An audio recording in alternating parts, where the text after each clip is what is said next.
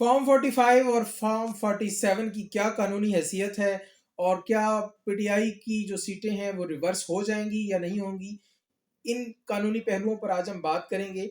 सबसे पहले थोड़ी सी इंफॉर्मेटिव बात है कि फॉर्म 45 क्या फॉर्म है। बेसिकली फॉर्म 45 एक बुनियादी डॉक्यूमेंट है। ये एक ऐसा फॉर्म है जो कि इंतहाई रिलायबल है। क्यों? क्योंकि फॉर्म 45 जब बनता है तो तमाम पोलिंग एजेंट्स, तमाम जो पोलिंग का उस वक्त अमला होता है, स्पेसिफिकली पोलिंग का जो प्रिजाइडिंग ऑफिसर होता है, प्रिजाइडिंग ऑफिसर उस पर साइन करता है, पोलिंग एजेंट्स अपने साइन थंब इम्प्रेशन लगाते हैं।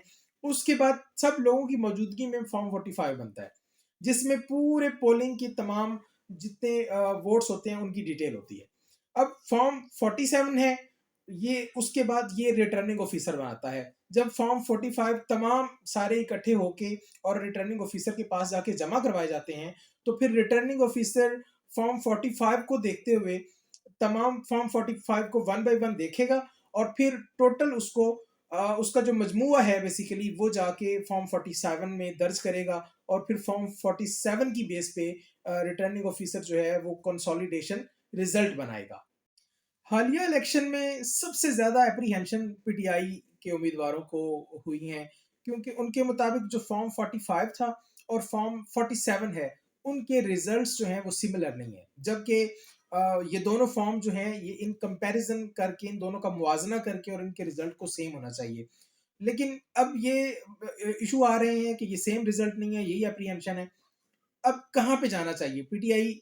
अगर किसी और फोरम पर जाती है इलेक्शन कमीशन के अलावा, तो वो अल्टीमेटली तमाम फोरम कहेंगे कि वापस आप इलेक्शन कमीशन में चले जाएं।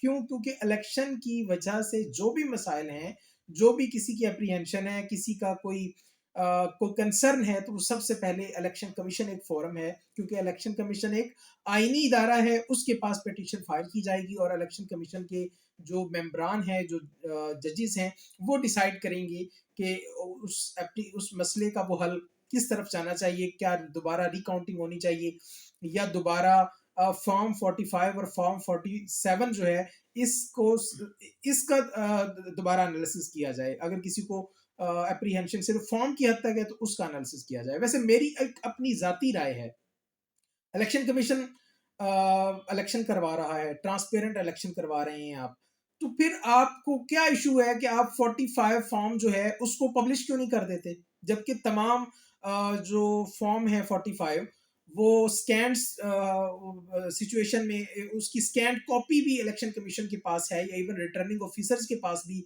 उसकी स्कैंड कॉपी भी तमाम प्रिजाइडिंग ऑफिसर्स ने वहां पे कॉपी स्कैन करवाई है और सबमिट करवाई है।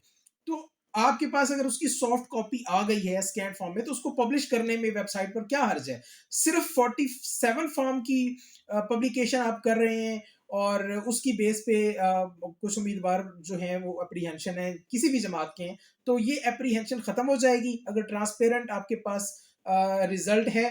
तो तमाम जो फॉर्म 45 है उनको भी पब्लिश कर दें, 47 को भी पब्लिश कर लें, ताकि लोगों को ये पिटीशन करने की जरूरत ही पेश ना आए। इलेक्शन कमीशन में ये जो पिटीशन का अब रश होने वाला है, जो शुरू हो गया है, ये खत्म हो जाएगा अगर ये इसको थोड़ा ट्रांसपेरेंट कर दें।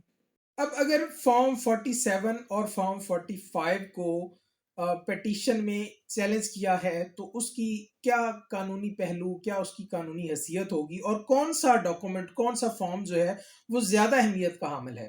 तो फॉर्म 45 चूंकि एक बुनियादी फॉर्म है, बेसिक डॉक्यूमेंट है और ये रिलायबल डॉक्यूमेंट है, क्योंकि तमाम पोलिंग एजेंट्स के सिग्नेचर थंब इम्प्रेशन होते हैं इस पे, presiding officer, assistant presiding officer, तब तमाम ने सबकी मौजूदगी में साइन किया होता है, थंब इम्प्रेशन किए होते हैं।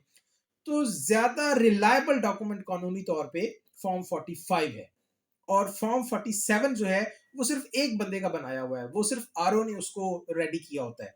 तो आरओ ने हो सकता है गलती कर दी हो, आरओ ने तमाम 45 फॉर्म है उनकी काउंटिंग करते हुए उससे मिस्टेक हो गई हो, जो कि होनी नहीं चाहिए, क्योंकि ये प्रॉपर इनको ट्रेनिंग दी गई होती है कि आपने तमाम रिजल्ट्स को मैच करना है। लेकिन फिर भी अब इन दोनों डॉक्यूमेंट्स को कंपैरेटिवली देखा जाएगा, इसका मुआवजा किया जाएगा, तो फॉर्म 45 जो है उसका वजन ज्यादा है, उसका कानूनी वजन भी ज्यादा है।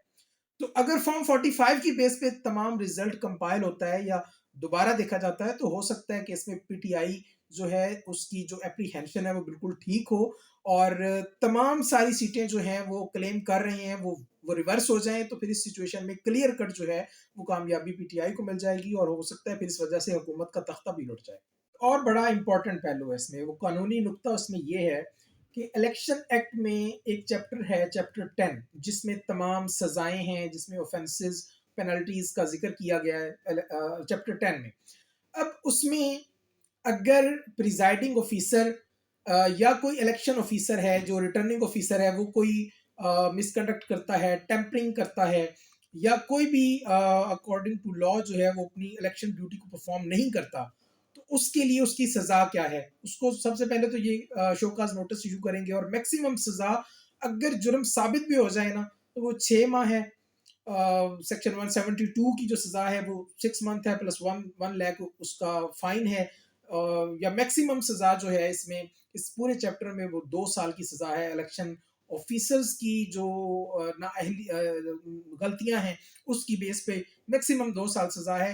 चूंकि ये सजाएं छोटी हैं, ये इसके फाइन कम हैं, इस वजह से इसमें जो करप्शन, माल प्रैक्टिस और धांधली की जो रेशो है ये ज़्यादा एक फीलिंग आ रही है कि इस वजह से हमारे मुल्क में ट्रांसपेरेंट इलेक्शन नहीं होते और ट्रांसपेरेंट रिजल्ट नहीं आते।